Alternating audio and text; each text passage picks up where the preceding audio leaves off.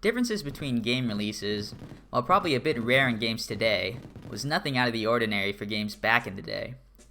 The most obvious version difference is probably the language. Different regions, of course, have different languages. Other than that, you might get some other small changes here and there, but overall, a Japanese release and an American release of the same game will be just that, the same game. Well, that really couldn't be more wrong with Superstar Saga. I'm going to pull up this spreadsheet just to give you a hint at how different these games are. So this sheet contains data on every item, enemy, equipment, attack, etc. in the entire game. Every line that you see in red, yeah, that's a difference between the two versions. Today I want to explain almost every version difference that exists between the different releases of Mario & Luigi Superstar Saga. As you can see, there are a lot of these differences to go over, but let's start from the beginning.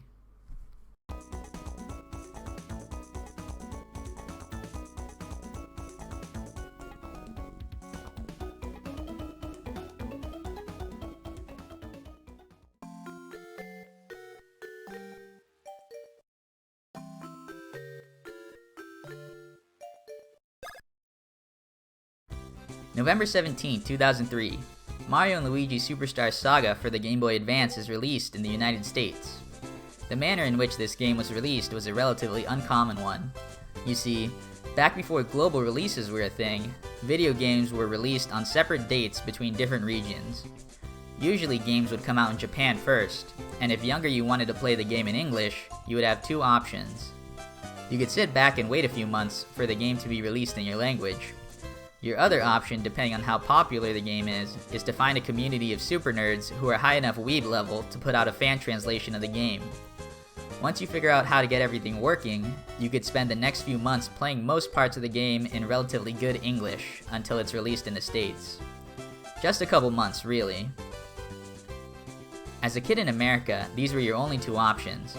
Superstar Saga, however, is a special case because even though its developer Alpha Dream, rest in peace, was a Japanese-based company, Superstar Saga was released in America first, with a Japanese version known as Mario & Luigi RPG being released a short 4 days later. Now I don't actually know the process that went into localizing the game, but having an original release not only in America, but also only a few days between the next release is definitely out of the ordinary.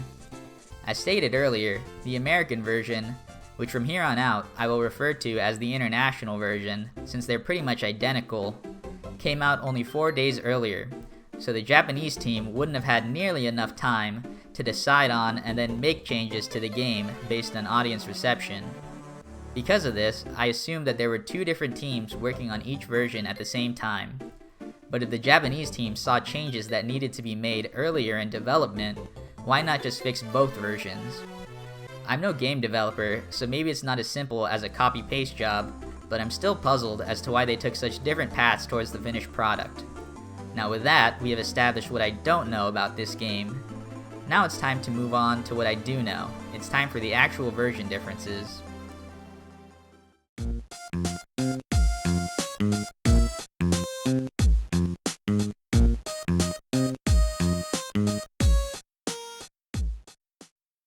The titular characters of the game, Mario and Luigi, were heavily changed between releases.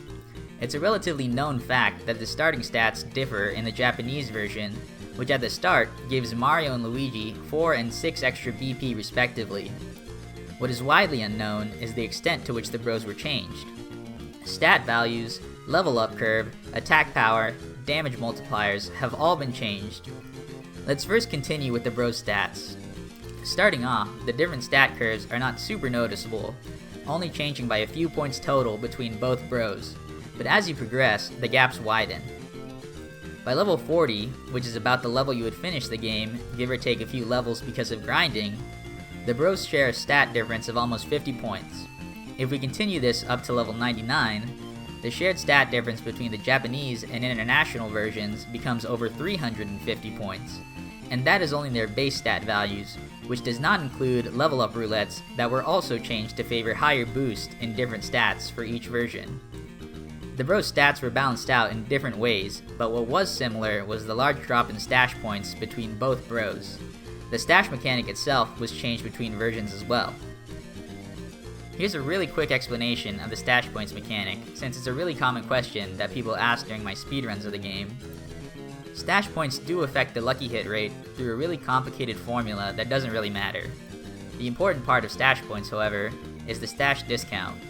In shops throughout Bean Bean Kingdom, i.e. in Castletown and Little Fungi Town, whenever you buy items and equipment, there's a discount meter based on your stash points. The game will take the average stash points of both bros and use the value to base the percent discount you get, with the max being 50%. Now that we all know how the stash mechanic works, we can talk about the difference in the mechanic between versions. As with most things, stash is a little more powerful internationally, giving larger discounts earlier on. Overall though, stash is not a super significant part of the game, unless you're doing a speed run or a challenge run, where maybe a single mushroom purchase could make or break the run. Something that is significant, and in every type of playthrough of this game, are the bros attacks. In the international version, there are 8 bros attacks, each with an advanced command for 16 different attacks total. In the Japanese version, however, there are 8 new bros and advanced bros attacks added for 24 attacks total. Now I'm actually just joking, but imagine how crazy all those different moves would be. The real difference comes in the power of the moves. The base power is changed for every bros attack other than Chopper Bros and Bounce Bros. Furthermore, the success multiplier for timing attacks are mostly all changed as well, this time including Chopper Bros and Bounce Bros. There's almost 100 different possible timing combinations for every attack, so I'm not going to go in depth into these, but pretty much every time you attack, even if every other aspect of the fight was the exact same, you would still be doing different damage between versions. That moves us on to the next chapter.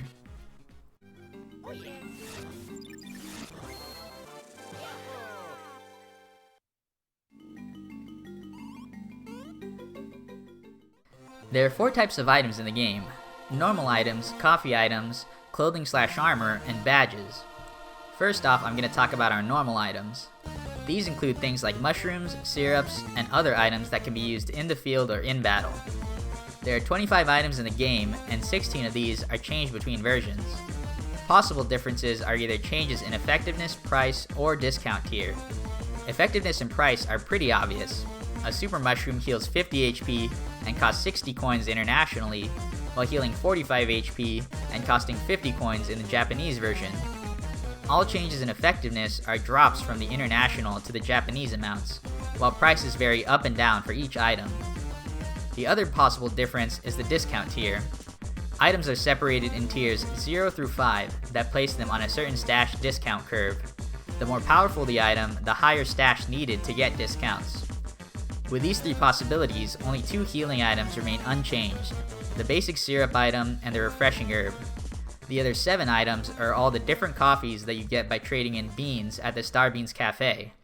These coffees bring us to the coffee items, a 3rd piece of equipment unlocked every time you make a new coffee. From what I can tell, these items also remain unchanged in their effects and effectiveness. Now on to the other pieces of equipment. Clothing. There are 40 pieces of clothing, including 6 pieces of unusable/unobtainable clothing, for a total of 46 clothing items. Out of these items, 5 of them remain unchanged. These items are the work pants and work jeans, the default clothing that the bros start with, bean pants, bean trousers, and blue jeans, which are 3 of the first clothing pieces you can buy.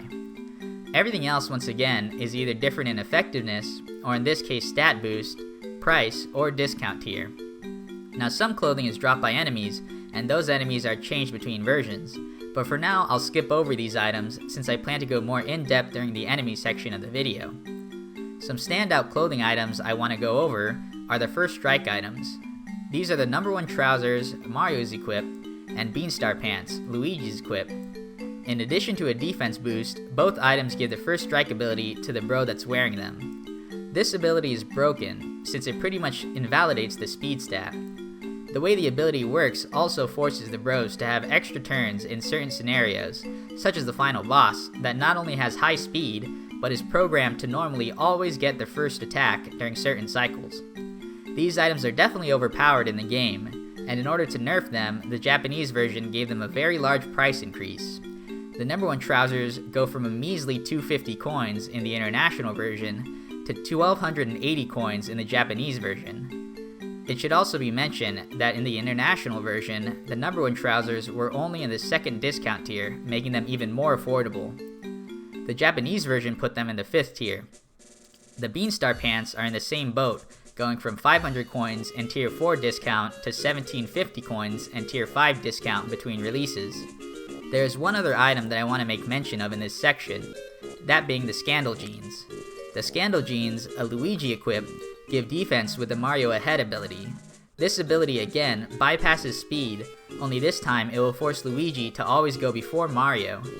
Technically, it's not quite as broken as the other 2 equips mentioned, but in practice, it's essentially another first strike equip.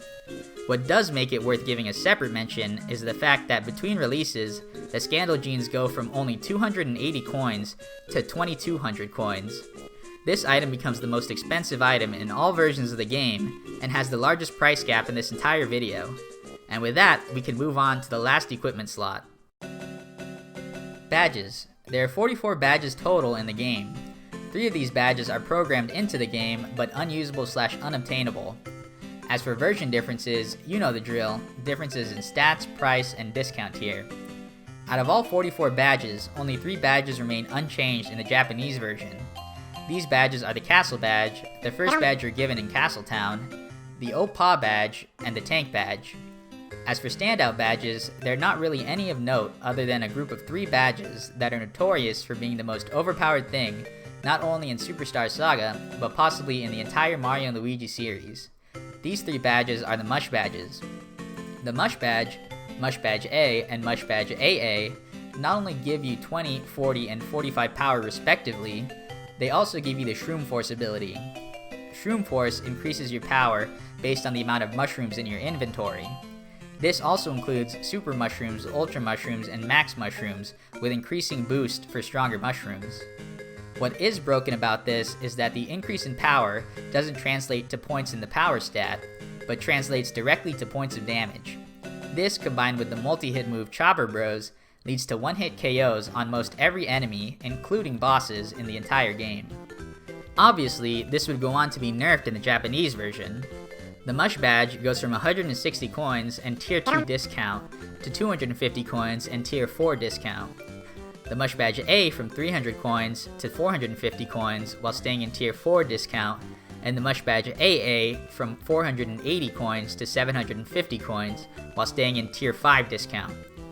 The added boost in the power stat were also removed in favor of smaller BP boost instead. That still wasn't enough, however. The Japanese version nerfed the Shroom Force ability itself, making it closer to half as effective. After all of that game tweaking, the Japanese devs successfully nerfed the Mush Badges from being the most broken things in the game to still the most broken things in the game.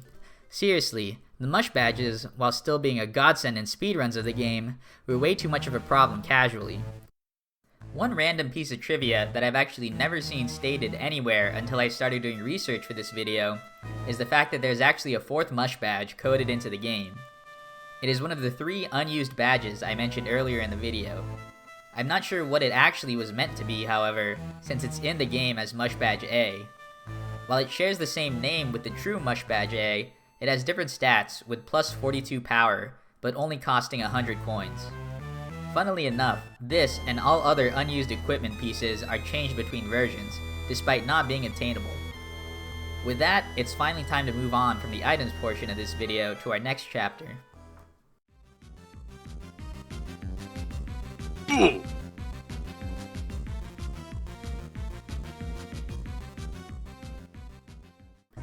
Enemies. Now this part of the video was actually my favorite part to research. In total, there are 183 separate enemies coded into the game.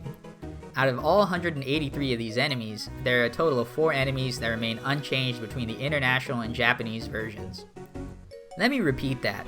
There are only 4 enemies that remain unchanged. That means about 98% of the enemies are changed. Remember when I said it's like these are 2 completely different games? Yeah, it's really starting to look like that now. These unchanged enemies, in order of appearance, are Goombas, which you only see during the first few tutorial battles in the Koopa Cruiser, the Dry Bones that you encounter in the mountain, Huhurus, the mini-boss in the mountain, and Rexes, also found later in the mountain. Yeah, the mountain is pretty stacked with similarities for some reason. After this, every enemy for the rest of the game will be different. Funny enough, both the Rexes and Huhurus are not actually the same in practice. The Huhurus fight will always include stone pillars that are different between versions, and the Rex enemies when jumped on have a second squished form that they change into, which is also different. Let's take it one step further just to be as extreme as I possibly can. Dry Bones enemies are never found without being accompanied by a beanie or a Rex. So technically, after the game's intro, every encounter in the game is different between the international and Japanese versions. Now that we know pretty much all the Japanese enemies are different, let's talk about what's different about them. Possible changes include experience and coin yields, item drop and drop chances, attack and status resistances, and of course the enemy stats themselves. While gathering information for this video, the enemy portion really piqued my interest due to the stat changes. This is because I had found out that every enemy had seemingly useless stats, one of them being their levels and the other being stash points. Stash points were especially surprising because to my knowledge, enemies have no use for this. They obviously can't buy items and get discounts. Imagine Cacletta with the Mush badge. Yeah, count me out. Enemies also cannot do lucky or critical hits on Mario or Luigi, and I also don't believe that stash points play into the lucky hit formula. Even if this stat is irrelevant for enemies, changes in stash points were one of the more common changes. However, most enemies came gift wrapped in a whole load of other stat changes as well. There are a couple of noteworthy enemies I want to talk about. These are the fixed enemies. The changes made to these enemies serve more of an actual purpose than just some insignificant stat changes, so I like to refer to them as fixed. First off are the winged enemies. These include the beanies and troupies. The wings on these enemies are not just for aesthetics. The winged enemies all have much higher stats than their grounded counterparts. In the international release, however, after taking enough damage, the enemies would be de-winged, and an oversight in development caused them to revert back to the original grounded stats. This would be especially noticeable when looking at the item drop rate, which would become significantly lower if you were unable to OHKO a winged enemy. This would be fixed in the Japanese version, where de-winged enemies would retain their winged stats. The next fixed enemies are a group of 4 bosses that have their item drops shuffled around between each other. All of these items are powerful badges or clothing that are unique to each boss. The first pair of bosses are Hermie III and Birdo. Internationally, Hermie would not have a normal item drop and instead have a 65% rare drop called the Lucky Ribbon. This would be changed in the Japanese version to a 100% normal drop for the Skull Slacks and a 100% rare drop for just a red pepper. The Skull Slacks are another one of those speed invalidating armor pieces that I talked about earlier. The only difference being its special ability was Mario Follow instead of Mario Ahead. It originally was dropped very early on by an enemy called the Eker. This was changed most likely to balance out the power of the Skull Slacks by making them a unique item. Birdo was then appropriately given the Lucky Ribbon as a guaranteed rare drop. At this point, some of you might be wondering what I'm talking about when I mention a normal drop and a rare drop. Normal item drops are always accessible through defeating the enemy. Rare item drops, on the other hand, are of course rarer in nature and require Swing Bros Advance, the item stealing attack unlocked in the Hammer Bros Cave, and or the Game Boy Horror SP, the coffee item unlocked by brewing all 7 coffees. This requirement for rare items comes into play with these next 2 bosses and possibly one of the most infamous oversights in the game. In the international version of the game, 2 unique items, the Piranha Swing Badge and Piranha Suit Armor, are dropped by the same boss, the Piranha Bean. The Piranha Bean fight is also a Luigi solo battle, so there is no option to steal one item and have the boss drop the other. Because of this, it is actually impossible for players to 100% complete the game, as not all equipment pieces are obtainable. This, of course, was fixed in the Japanese version by giving the rare drop, the Piranha Suit, to Ludwig, finally allowing all items to be obtainable. With that, we have touched on all the major enemy changes, item changes, and stat changes. Now there's still a bit left of this video, and from here on out it gets pretty exciting.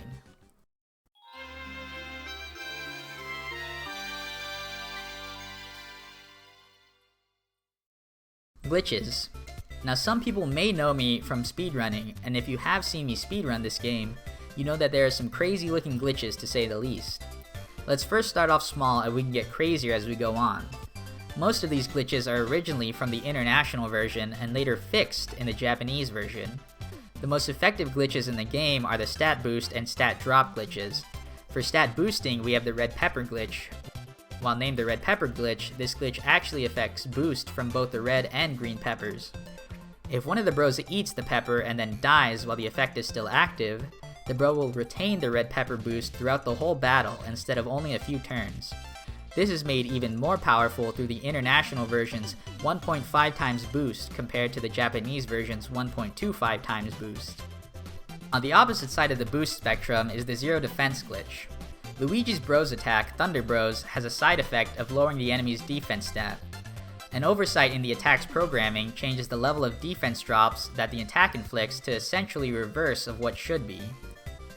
A fully timed Thunder Bros drops defense to 0.333 times. A partially timed attack drops to 0.12 times, and a single time attack drops defense to 0 times.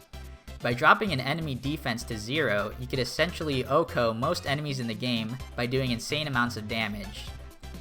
This glitch was fixed in the Japanese version along with the defense drops, effectiveness being changed to 0.7 times for a successful attack. Both of these glitches are examples of international only glitches, and it makes sense that the later release would fix any unwanted glitches in the game. This is not always the case, however, as one of the most broken glitches of any version of the game is a direct result of the Japanese devs trying to fix problems in the international versions. Before getting into the broken glitch, let me first explain the original glitch that needed to be fixed. In the international version, the overworld swapping mechanic behaves a little bit differently than in the Japanese version. Originally, when swapping, the back row could get stuck on corners, which could cause issues during gameplay. If you were to say, get a bro stuck between a corner and another barrier, let's say a story trigger of some sort, you could essentially skip that story trigger by swapping the bros who would get stuck on the corner and never actually touch that trigger. Now, whether or not this glitch in particular was known about at the time, it did possibly force a change in the swapping mechanic. In the Japanese version, both bros would swap through any small wall/barrier without getting stuck. So things like trigger skipping would no longer be possible using the same method. This change would fix one issue, but have an unintended result of creating another broken glitch, barrel clipping. Barrel clipping takes advantage of the new swapping mechanic by using the barrel's protruding hitbox to push the bros into the wall. Once you're in the wall, you can swap the other bro farther into the wall over and over again until you're pretty much walking through walls to almost any area of the game. Somehow, a single oversight over the hundreds of fixes ended up doing the exact opposite of what was intended and broke the game wide open. This single change would end up sparking a few individuals who would eventually create a community that would push the boundaries of this game. Over the next 20 years, casual and hardcore fans of the game would continue to play and discover new information on this game that may even dwarf the knowledge of those who created it. TLDR, the barrel was broken as f***. Thank you, Japan.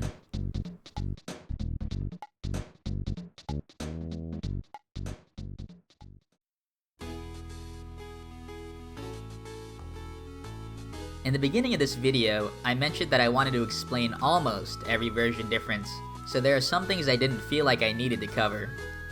There are some minor changes like sprite differences, heart blocks, etc. that I felt weren't super significant or relatively common knowledge already. Even so, I'm going to leave some links in the description to some pages that log these smaller differences. I'll also include a link to the spreadsheet of all the game data that was used to help make this video as well. I felt I did a pretty good job covering the more interesting findings from all of these resources, and even touched on some parts of the game that those resources didn't. That brings us to the end of this video. I want to give a thanks to everyone that compiled the data that I used, specifically Jadeaster64, who made this spreadsheet. I don't know if he was the only one involved though. I also want to shout out Nintendo, who finally released this game on Switch. If you have Switch Online, you have access to every version of the game for free, so you should definitely try it out if you want. Finally, thanks to everyone watching. This is my first video, so I really hope you all like it, and I guess subscribe because I plan to make more of these videos. Also, I stream speedruns on Twitch, and they're pretty dope, so go follow. Thanks again.